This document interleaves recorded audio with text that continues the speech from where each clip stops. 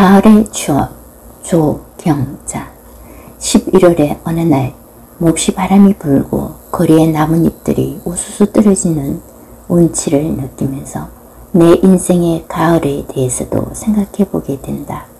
매사에 조심스럽고 겸손해지며 또한 감사하게 생각되는 나의 가을이 오기 전에 꿈 많은 어린 시절도, 방황의 청소년 시절도, 종교계에 몸담아 열정을 쏟아부은 청년의 시대도, 그리고 결혼하여 아이들을 키우며 일과 가사와 육아를 함께 뛰어도 즐겁고 행복하기만 했던 철부지, 철없이 좋기만 했던 중년도 지나면서 제2의 인생을 다시금 새로 시작하는 반백년을 지나고 보니 남는 것은 그래도 순간순간 최선을 다해 열심히 살아온 자기 자신과 훌쩍 커진 보배 1호, 보배 2호에게 감사한 마음과 함께 매일매일 나에게 주어진 삶에 열심히 성실하게 살아가는 것이 참으로 귀하고 소중한 아름다운 내 가을의 인생을 맞이하는 것이라는 걸 새삼 깨닫는다. 삶과 죽음의 문턱을 넘나드는 그런 직업을 10여 년 하다 보니 무엇이라도 살아있을 때, 할 수 있을 때, 건강하고 돈이 있을 때만이 나의 인생이 아니라 여건이 안 좋고 불편하고 경제적 사정이 좋지 않고 여러 가지 애로사항이 있다손 치더라도 이 또한 나의 삶이요 귀한 소중하고 축복의 삶이라는 것도 안다. 그래서 있는 그대로의 내가 나를 사랑하고 좋아하고 격려하며 축복할 수 있다. 사람은 잘 나가고 좋은 자리에 있을 때는 바쁘게 이리저리 뛰어다니다 보니 자신을 돌보지 못할 때도 있다. 그래서 먼저 살아본 어른들은 말한다. 건강은 건강할 때 지키는 것이라고.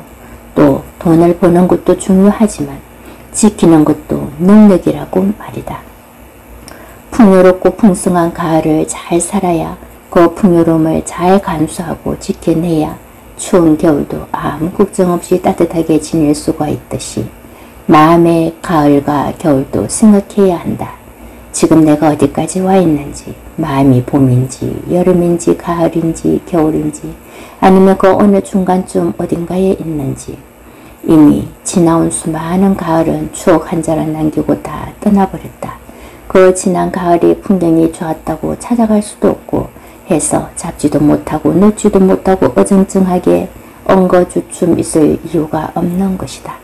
아무리 아름다운 가을이었다 하더라도 놓아버리고 보내주어야 한다.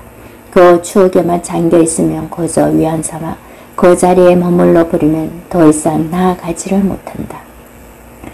사기질이 있다는 것이 그래서 다양한 삶을 살아내는 아름다운 환경이, 여건이, 그리고 삶의 현장이 이 또한 추억으로 남기고 가야 하는 것이 아니던가. 그래도 가을에 추억이 있다는 것이 좋은 것은 펼쳐볼 아무런 추억이 없다면 허허 하고 웃을 일도 없지 않았을까. 그렇다면 그 많은 시간의 흐름 속에 세월이 지나고 나서야 웃을 일도 있고 그때는 울 일도 지나고 보니 그것이 나를 성숙하게 하는 하늘의 선물임을 알 수도 있다. 내 인생의 가을쯤에 낙엽의 색깔이 노랗게 물드는 것도 예쁘고 아름답고 붉게 연걸어가는 붉은 옷으로 갈아입는 단풍잎들이 온통 산을 붉게 물드는 아름다움도 보인다는 것이 좋다. 인생을 잘 살고 있다는 증거 아닐까. 삶은 좋은 것이다. 살아보니 살기 참 잘했다는 생각이 든다.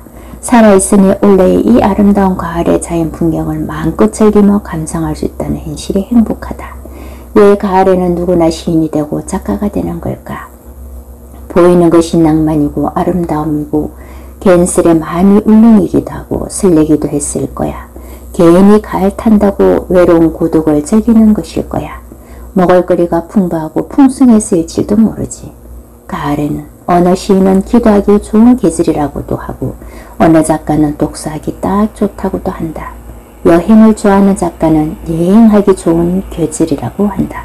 그렇다면 나는 가을에는 감사하는 자신을 돌아보는 시간, 겸손해지는 시간, 묵상하며 신을 만나는 시간이 되면 어떨까 생각해본다. 돌아가신 아버님 말씀에 음식은 맛있을 때 나눠 먹고 옷은 입을 수 있을 때 좋은 곳으로 사고 혼자 있을 때나 여럿이 있을 때 늘 마음이 편안해야 한다고 하시며 그렇게 신나게 살고 가신 분, 엄마가 앞뒤를 다룰 줄 아는 분, 일할 때는 일에 전념하시고 풍요를 즐기는 분, 멋지게 살다 가신 분, 중절모를 좋아하시고 즐겨 쓰셨던 분이 오늘따라 보고 싶다. 나도 마술을 할 땐 주로 중절모를 쓰고 한다. 그랬을까? 아버님을 닮아서인지 모르지만 나름 중절모가 참 잘 어울린다고들 주위 지인들이 말씀하신다.